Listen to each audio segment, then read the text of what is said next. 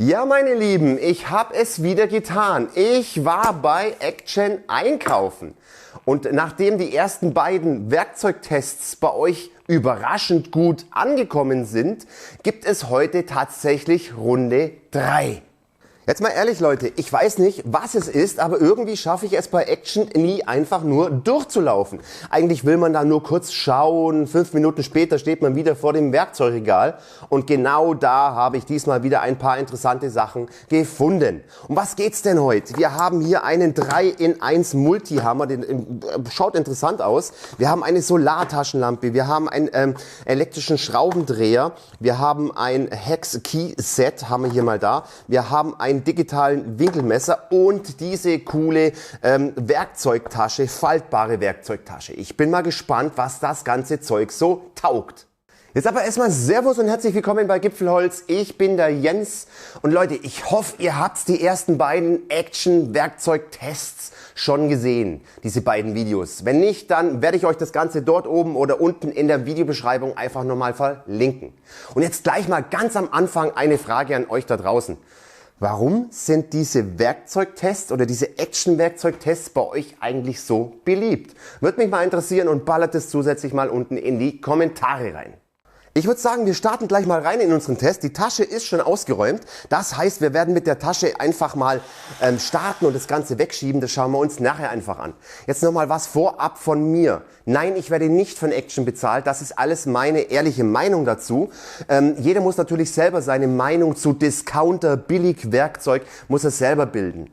Und zwar ist ganz klar, je nachdem wie oft man das Ganze benutzt und wer das Ganze benutzt. Ich bin nicht so wirklich ein Fan von Discounter-Werkzeug. Aber ich muss ehrlich zugeben, manche Sachen sind einfach richtig tauglich und selbst ich in meiner Werkstatt verwende hier Discounter-Werkzeug. Aber wie gesagt, bildet eure eigene Meinung. Ja, am Werkzeugregal habe ich dann gleich mal diese coole Tasche hier entdeckt. Werkzeugtasche, 9,95 €, faltbar. Ihr seht, wie dünn die ist. Das kann man da irgendwo dann an die Seite reinschieben, wenn man es denn nicht braucht. Also kein Platzbedarf wie mit so einem großen Werkzeugkoffer.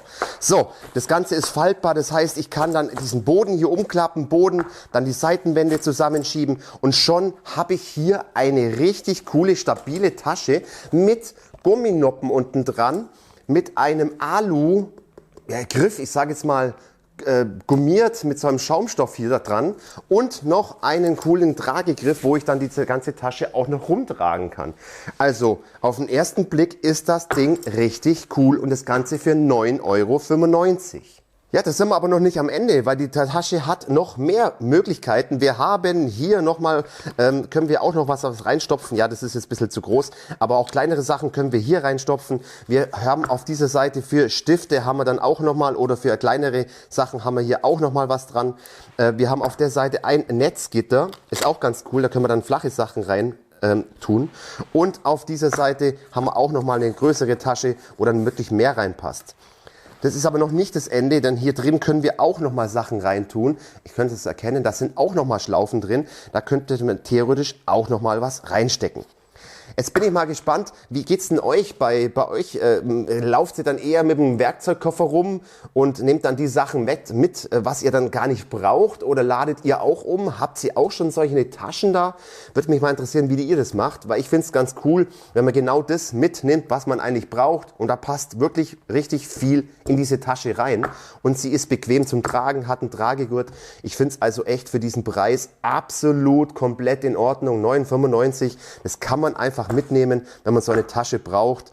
Und vor allem ist das Coole halt, wenn ich es ja mal wirklich nicht brauche und verstauen will, ich kann das Ganze zusammenlegen und schaut mal, wie dünn diese Tasche ist. Also ich finde es echt cool. Aber schreibt mal eure Meinung dazu in die Kommentare rein.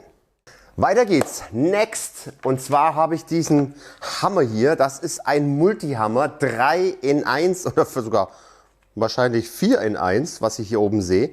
Ja gut, den werden wir jetzt auch mal auspacken. Wozu brauche ich denn überhaupt sowas? Der hat nämlich eine weiche Seite zum Klopfen, eine härtere Seite zum Klopfen und angeblich noch hier unten habe ich noch was Metallmäßiges, wo ich dann Nägel einschlagen könnte theoretisch. Aber das wollen wir natürlich dann erstmal probieren, ob das dann auch mit diesem Aufsatz hier funktioniert. Denn man kann diese Aufsätze hier nämlich abdrehen und kann sie dann hier untereinander tauschen. Naja, wozu braucht man eigentlich so einen Multihammer? oder so einen weichen Hammer. Das ist eigentlich ganz einfach. Und zwar ist es dann immer so gedacht, also hier sieht man es ja auf dem Bild, dass man zum Beispiel die weiche Seite für Parkettböden oder so, dass man da ja keinen Schaden reinmacht. Das ist diese orange Seite hier, dass man dann, ja, man merkt schon, das ist so richtig gummimäßig, dass man da was klopfen kann, ohne da einen Schaden ins Holz oder ins Parkett zu machen. Oder zum Beispiel jetzt die härtere Seite hier, diese, ja, man hört es dann gleich, dass man dann da hier Steine klopfen kann oder sonst irgendwas, ohne jetzt hier mit dem normalen Hammer dann richtig drauf zu schlagen. Also dafür sind solche Sachen gedacht. Und jetzt seht ihr hier das Ganze, man kann das Ganze austauschen, da diese Noppen hier. Denn hier unten ist nämlich noch ein anderes Teil und das soll dann für Nägel sein. Also das ist dann Metall praktisch. Ist jetzt, glaube ich, nicht aus dem Vollen oder so. Ja, wir werden sehen, wir werden da mal versuchen, ein paar Nägel einzuschlagen. Also das sprich, ich kann das Ganze dann austauschen, das da unten dann reinschrauben und kann dann damit Nägel klopfen. Also diese Seiten brauchen wir jetzt nicht probieren. Weiche Seite, wie gesagt, für Holz, diese dann für härtere Sachen und das hier für Nägel. Und das ist jetzt natürlich schon interessant, weil dann müsste man nicht verschiedene Hämmer haben, dass man jetzt mal kleinere Nägel oder so irgendwo einschlagen kann. Der Griff ist okay, der ist natürlich aus Kunststoff oder Gummi oder was es auch immer ist. Ja, das ist so gummiartig, also der ist auch ganz gut zum Anfassen. Hier oben haben wir noch ein Metallstück, also das steht jetzt hier nicht beschrieben auf der Verpackung, aber ich schätze mal, wenn ich jetzt einen Nagel nehme, kann ich damit dann auch wieder Nägel, ja klar, Nägel wieder rausziehen. Und genauso auf dieser Seite irgendwie noch einen anderen Schlitz hier, den wir dann sehen können. Damit können wir dann wahrscheinlich auch ansetzen. Also es ist nicht nur ein 3 in 1, sondern eigentlich eher, ich sage jetzt mal ein 4 in 1, weil ich ja hier nochmal Nägel rausziehen kann. Also ich sage es mal so, dieses Ding ist vielleicht nicht gedacht, dieser Hammer hier mit diesem Aufsatz für riesengroße Nägel, da brauche ich schon ein bisschen mehr Gewicht drauf. Das ist ganz klar, auf diesem kleinen Hammer, das riesen Ding so reinzuschlagen, bringt nicht wirklich viel. Ich denke mal, das Ding ist dann eher gedacht für eher kleinere Nägel, einfach Standardnägel, also so zum Beispiel 80er oder 90er oder was auch immer, so kleinere halt oder solche da, die würden dann wahrscheinlich noch reingehen. Was ist das für eine Länge hier? Schauen wir es uns mal an, das ist jetzt ein 100er. Jetzt schauen wir mal, ob wir den hier reinkriegen. Also wie gesagt, da gibt's auch noch teure Varianten davon. Also jetzt nicht bei Action, sondern zum Beispiel diesen hier. Das ist natürlich schon was ganz anderes. Der hat jetzt aber keinen Aufsatz, wo ich Nägel reinschlagen könnte. Das ist einfach nur eine harte Seite, eine weiche Seite. Und der hat natürlich auch viel mehr Gewicht hier. Ihr seht, das Ganze ist aus Metall. Ich werde natürlich auch solche Sachen unten noch in der Videobeschreibung verlinken, wenn ihr dann noch andere Marken und andere Sachen einfach findet, sucht. So, jetzt wollen wir aber mal mit dem Kleinen einfach mal schauen, ob wir da jetzt einfach mal diesen normalen Standardnagel hier in diese Fichte hier reinbekommen und mal schauen, wie dann dieser Aufsatz hier ausschaut.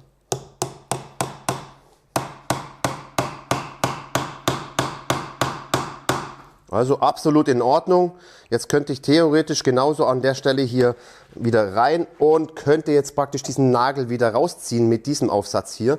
Jetzt wollen wir mal diesen größeren Nagel noch probieren. Also ihr seht, dieser Aufsatz hat auch gehalten. Ich weiß jetzt nicht, was da drin ist, aber es hält das Ganze. Und jetzt hauen wir mal den Nagel noch mal zusätzlich rein.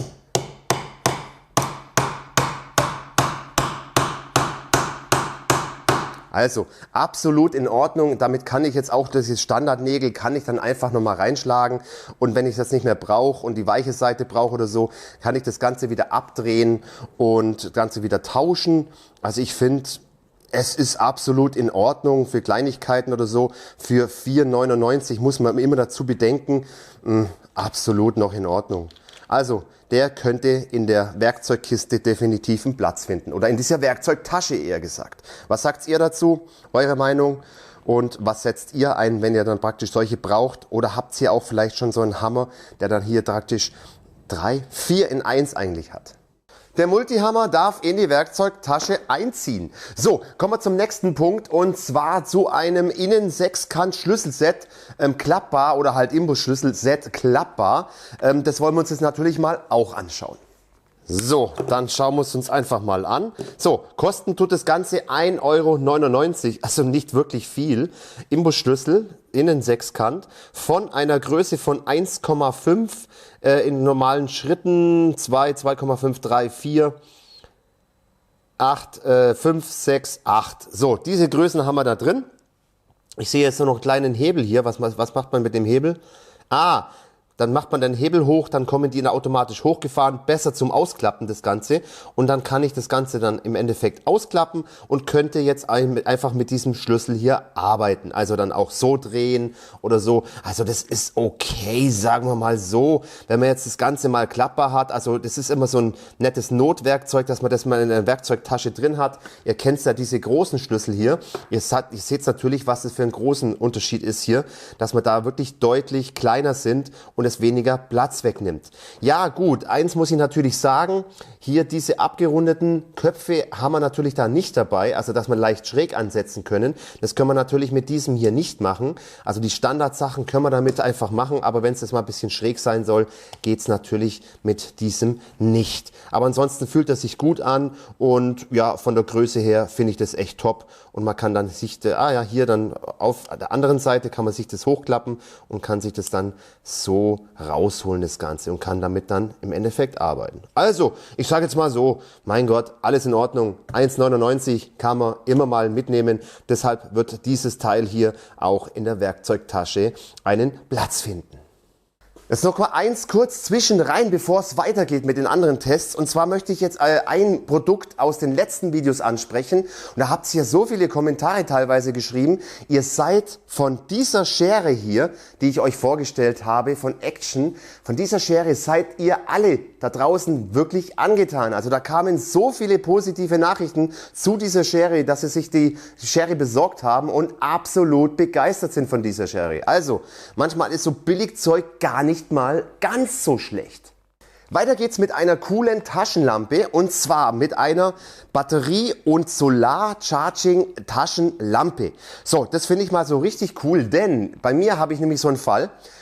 Ich habe da so eine Notfalltaschenlampe und die steht bei mir am Fensterbrett einfach dran, um halt, wenn mal was ist, das Ganze zu benutzen. Aber dann ist es manchmal schon mal so der Fall gewesen, das Ding braucht man ja nicht oft und dann plötzlich ist die Batterie leer oder ist schon zu alt oder sonst irgendwas und das Ding funktioniert nicht mehr. So, und dann ist es natürlich toll, wenn ich hier eine Batterie-Taschenlampe habe, die noch zusätzlich über Solar aufgeladen werden kann. Also praktisch eher wahrscheinlich die Erhalt-Ladespannung oder wahrscheinlich braucht es eine Woche, bis das Ding voll ist. Aber in dem Fall ist es ja total wurscht. Die steht ja eh nur rum für den Notfall und die packen wir jetzt mal auf. So, dann schauen wir mal das Ganze rein. Übrigens, dieses Messer ist auch von Action. Finde ich ja auch ganz cool, dieses klappbare Messer hier. So, dann schauen wir mal uns diese Taschenlampe an. Ja, prima. Also, geht's euch eigentlich auch so mit so einer Notfalltaschenlampe, dass die dann immer leer ist, wenn man sie genau braucht? Und das soll damit doch vermieden werden. Und das finde ich doch ganz cool, weil bei mir ist es immer so der Fall. Ich brauche die ganz selten und dann ist die Batterie leer. So, also, was haben wir hier? Wir haben eine USB-Buchse. Soll geladen werden innerhalb von 3 Stunden und Laufzeit auch 3 Stunden. Wir haben eine Lumenanzahl von 500 vorne. Schalten wir mal an. Also die ist schon relativ hell, alles in Ordnung. Und wir haben 200 Lumen und zwar mit diesem Lichtstreifen hier, wo wir dann auch nochmal was ausleuchten können. Also absolut in Ordnung, 6,95 €, super. Und mit dem Solar ist es natürlich ganz cool, bei mir steht es ja an der Fensterbank, wenn da Sonne ein bisschen drauf scheint, dann lädt sich die ganze Batterie auf und wird nicht tief entladen, wenn sie mal länger steht. Ich sage es mal so, denn natürlich wird das Ding in der Sonne nicht in 3 Stunden aufgeladen. Dafür ist das Solarpanel hier viel zu klein da drin.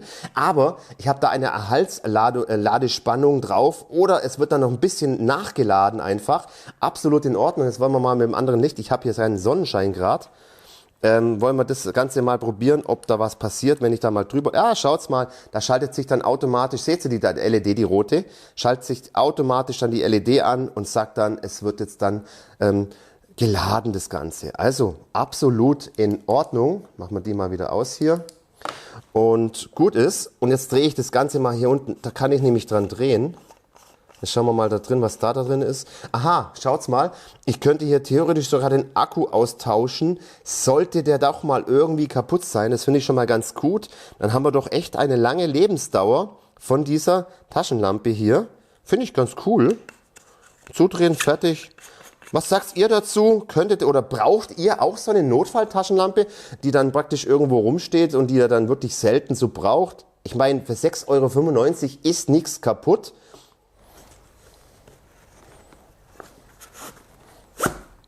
So, was haben wir denn noch hier liegen? Und zwar, nehmen wir das hier mal. Das ist ein digitaler Winkelmesser für 4,95 €.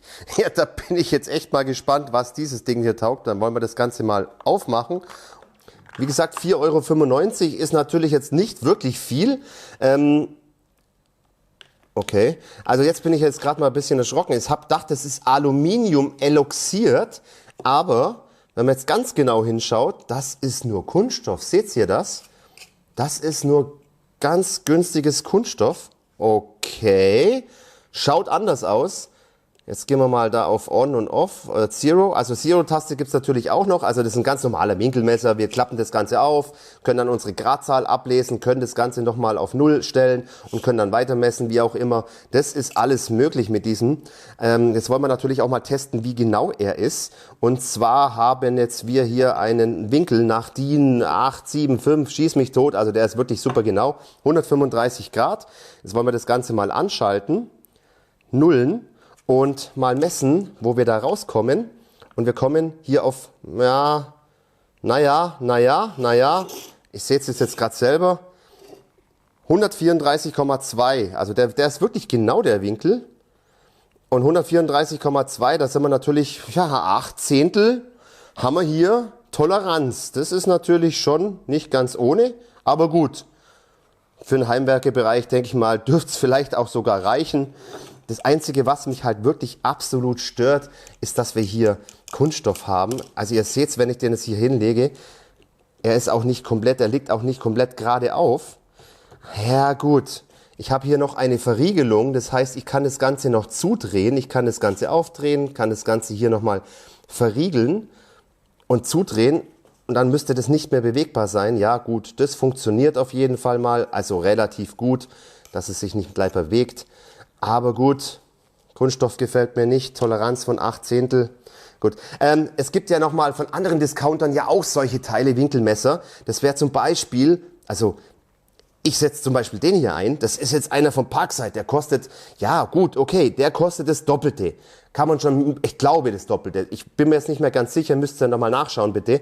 Ich weiß es nicht, müsste ich selber nachschauen. Und zwar ist der aber aus Edelstahl hier. Also wir haben hier einfach Edelstahl oder Metall hier einfach und er ist halt einfach nicht so biegbar wie dieser hier. Zack, zack, zack. Und ja, im Endeffekt macht er das Gleiche. Jetzt wollen wir mal das Ganze anschalten, auf 0 setzen und wollen das Ganze natürlich auch nochmal messen. Jetzt klappen wir den mal auf. Schauen wir mal, wo wir da von der Toleranz hier einfach liegen. Ja, gut. Ja, drehen wir das Ganze mal um. 100, nochmal hinhalten. 134,5, da sind wir bei 5 Zehntel Unterschied. Also Toleranz. Also ja, gut. Ja. Was erwartet ihr von diesen günstigen Teilen? Aber ich denke mal im Heimwerkebereich 134,6. Ja, 4 Zehntel draußen im Heimwerkebereich absolut noch in Ordnung. Wir haben hier auch eine Arretierung zum Festdrehen, damit es sich nicht mehr ganz so leicht verschieben lässt. Alles noch in Ordnung. Aber ich, aus meiner Meinung her, der wird bei mir nicht einziehen in die Werkzeugkiste, in die Werkzeugtasche, weil mir ist der einfach zu lapprig. Der ist mir einfach zu lapprig. Meine Meinung nur. Jetzt bin ich mal auf eure Meinung gespannt. Würdet ihr dann eher den hier einsetzen für 4,95 €?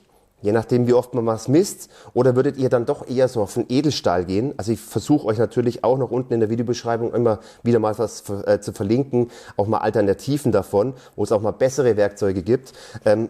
Verlinke ich euch unten alles. Aber wie gesagt, eure Meinung wäre mir auch wichtig. Geht ihr eher auf das hier oder eher auf so ein Metall, das dann wirklich stabiler ist? Meine Meinung kennt ihr.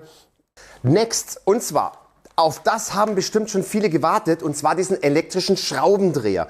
Und Leute, ihr wisst, wie der ausschaut, und zwar, der schaut genauso aus wie unser Bosch iXO hier, wo es dann mittlerweile, glaubt ich, schon die 7. Generation gibt. Und ganz ehrlich, ich bin von diesem kleinen Ding einfach nur begeistert gewesen, denn dieser ist auch schon fast 20 Jahre alt und hält immer noch durch. Und das ist ja mal faszinierend. Und jetzt wollen wir uns aber trotzdem einfach mal den nochmal von Action anschauen. Und jetzt mal ganz ehrlich Leute, mit meinem Bosch iXO, Jetzt 15 bis 20 Jahre ist der locker alt. Der ist schon uralt. Das ist wahrscheinlich noch die Generation 1 oder so. Das steht nicht drauf, welches Modell. Das kann man schon gar nicht mehr lesen hier leider.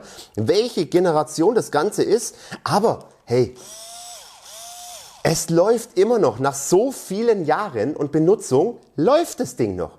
Bin ich echt top angetan. Aber das Ding kostet natürlich richtig Geld. Natürlich jetzt gibt's die 7. Generation schon. Jetzt wollen wir aber mal auf diesen gehen hier und werden den mal auspacken. So, was kriegen wir denn alles für 14,97 € geliefert? Voll süß der Preis. Der iXO, der kostet ja in diesem Set um die 50, 60 €. Und ich glaube, ich habe eine Falschinfo gegeben, weil ich kann das doch abmachen und doch Aufsätze drauf machen bei diesem Modell hier. Aber gut, ja, habe ich nie gebraucht. Also, was haben wir denn geliefert? Den Schrauber selber erstmal, jetzt tun wir mal den Müll hier weg. Ein USB-Ladekabel, denn das Ganze wird nämlich über USB-C geladen. Wir haben hier noch 2 Aufsätze, einmal um die Ecke, ja, ich sage jetzt mal um die Ecke Schraubenaufsatz und einmal ein 90 Grad Aufsatz, wo wir dann praktisch 90 Grad hier schrauben können. Und was ich natürlich ganz toll finde, sind, dass auch noch Bits dabei sind und eine Verlängerung dabei sind. Gut, das passt schon mal. Jetzt drücken wir mal auf den Knopf hier. Links, rechts kann man hier tauschen. Alles wie beim iXO. Alles in Ordnung. Und jetzt haben wir hier die Tasten, wo wir das Ganze dann arretieren können. Hier einfach draufklicken. Ach, schau. Und schon können wir das Ganze arretieren. Und wir können es natürlich auch an verschiedene Steckplätze machen, dass wir da um die Ecke schrauben können oder halt den 90 Grad Aufsatz, egal in welcher Position, ja, festmachen können. Ist schon mal ganz gut. Jetzt wollen wir natürlich auch mal gucken, ob das Ding funktioniert.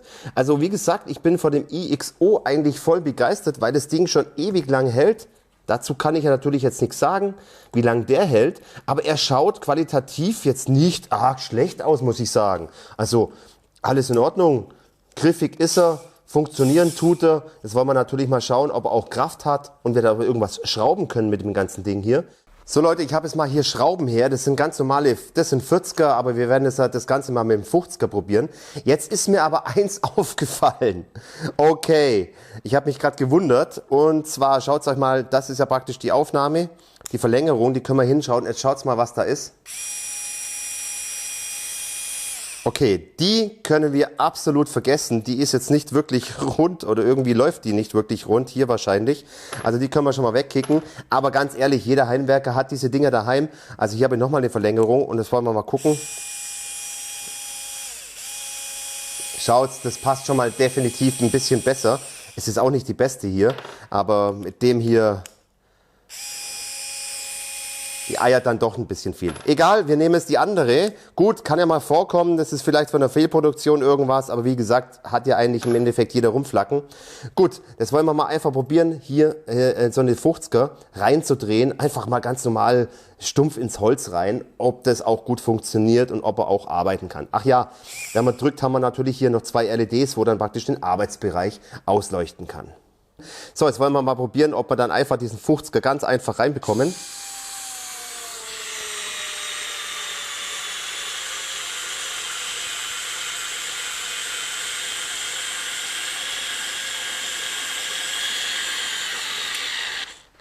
Also, perfekt. Ich meine, ihr hört's nicht, es geht schön langsam, der arbeitet ja nur in einem Gang, aber ich könnte hier auch mal eine 50er reindrehen. Es ist also, das ist Fichte, ist kein Problem, sollte funktionieren. Ist eigentlich eher so ein bisschen ein Schrauber für kleine Schrauben gedacht. Also eine größere Schraube ist definitiv nicht machbar, denke ich mal. Also wenn wir da auf 70er oder 90er gehen, nee, dafür ist es nicht gedacht. Aber wenn man jetzt mal einen Schrank aufbaut oder sonst irgendwelche so Kleinigkeiten benutzt, ist das noch absolut in Ordnung. Vor allem ist er klein, kommt in jede Ecke rein, als ein großer Akkuschrauber und das ist schon in Ordnung. Jetzt wollen wir aber trotzdem nochmal einfach diesen iXO probieren, wie der da reingeht.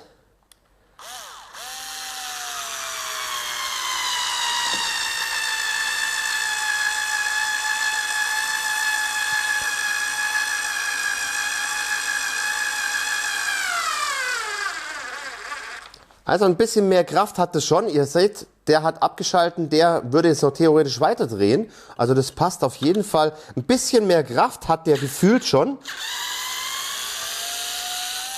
Gut, und das Ding kostet natürlich auch jetzt um die 50, 60 Euro rum. Also kann man mit dem schon definitiv arbeiten.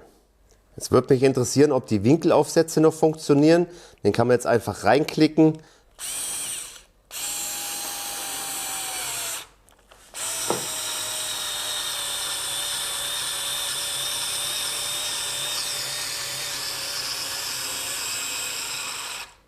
So, jetzt hat er abgeschalten, die Schraube ist aber drin, also im Endeffekt funktioniert auch dieser Winkelaufsatz. Natürlich passt jetzt der natürlich auch drauf, da um die Ecke bohren und ein bisschen versetzt einfach, Schrauben, ihr seht's, hier wärmer und es ist jetzt ein paar Zentimeter ist es jetzt einfach versetzt, dass wir da einfach dann nochmal so ein bisschen um die Ecke oder ein bisschen versetzt schrauben können. Also funktioniert eigentlich echt ganz gut. Wir liegen hier wirklich bei 14,97 €. Ich kann mich da jetzt nicht wirklich beschweren. Also wie gesagt, von dem bin ich absolut begeistert, weil er einfach seit über 15 Jahren einfach hält und schraubt und der Akku immer noch funktioniert.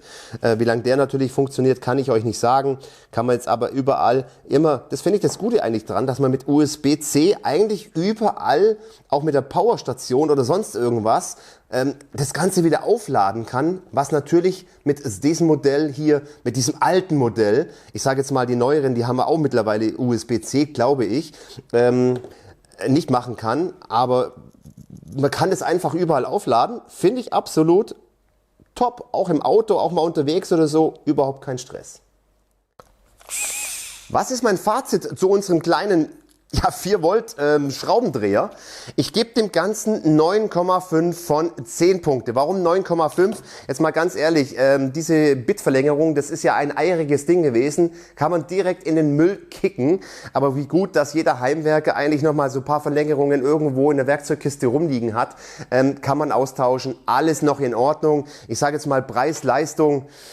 14,97, da ist dann nochmal so eine kleine Verlängerung für ein paar Cent, ist dann definitiv nochmal drin, eine neue zu kaufen. Gut, muss natürlich nicht sein, aber das muss ja auch nicht bei jedem Modell sein. Es kann ja nur bei mir sein, dass das halt nicht, dass es halt einfach rumeiert. Aber ansonsten top zufrieden, es funktioniert und jedem muss natürlich bewusst sein, dass ich damit keine riesen Bollerschrauben reinbekommen, das ist ja wohl ganz klar. Das Ding passt in die Hosentasche. Das Ding ist einfach mal für Kleinigkeiten, einfach mal gedacht zum Schrauben, zum Schrauben reindrehen, Schränke aufbauen oder sonst irgendwas. Damit kann man das Ding einfach verwenden und es braucht keinen Platz. Man kann es mit USB laden, also alles noch in Ordnung. Mein Lieblingsding ist natürlich schon noch der iXO, aber da muss man den Preis natürlich auch noch mal sehen, dass der deutlich teurer ist als natürlich diese kleine Variante. Und funktionieren tut sie im Endeffekt auch. Wie lange sie heben wird, kann ich natürlich nicht sagen, wie lange der Akku hebt. Ob der dann auch 15 Jahre durchhält oder mindestens 15 Jahre durchhält wie dieses Teil hier, kann ich euch natürlich nicht sagen. Das waren also meine 6 neuen Fundstücke von Action. Und wie bei den letzten Teilen war wieder alles mit dabei. Also Sachen, wo ich wirklich überrascht war, wie zum Beispiel von dieser Werkzeugtasche hier. Sachen für den Preis, die absolut vollkommen in Ordnung sind, aber auch Sachen, die jetzt bei mir jetzt in der Werkstatt nicht wirklich einziehen würden, wie zum Beispiel dieser Winkelmesser. Da gebe ich lieber ein paar Euro mehr aus und habe dann doch was Stabileres. Jetzt würde mich aber mal von euch noch interessieren, wie schaut es bei euch aus? Kauft ihr Action-Werkzeug? Kauft ihr Discounter-Werkzeug? Oder seid ihr grundsätzlich einfach der Meinung, Werkzeug lieber einmal vernünftig kaufen? Würde mich mal interessieren und ballert das alles mal unten in die Kommentare rein. Und falls ihr noch Ideen habt, Action-Werkzeug oder anderes Discounter-Werkzeug, was ich einfach mal anschauen soll, dann schreibt es zusätzlich mal auch in die Kommentare rein. Das kann aber auch nicht nur Discounter-Werkzeug sein oder vielleicht ein anderes interessantes Werkzeug, was man wirklich noch nicht so wirklich auf YouTube gefunden hat und was doch relativ cool ist. Das könnt ihr mir auch noch zusätzlich unten in die Kommentare reinschreiben. Ansonsten sind wir jetzt am Ende des Videos. Ich hoffe, euch hat es gefallen, das Action Teil 3 Werkzeugtest Video, wie auch immer. Und lasst dem Video doch bitte einen Daumen da. Abonniert den Kanal, wenn ihr das noch nicht gemacht habt. Vergesst die kleine Glocke nicht, dann verpasst ihr auch keinen anderen Werkzeugtest mehr bei Gipfelholz. Ich würde sagen, schöne Action-Werkzeuggrüße aus dem Allgäu. Bis demnächst. Servus.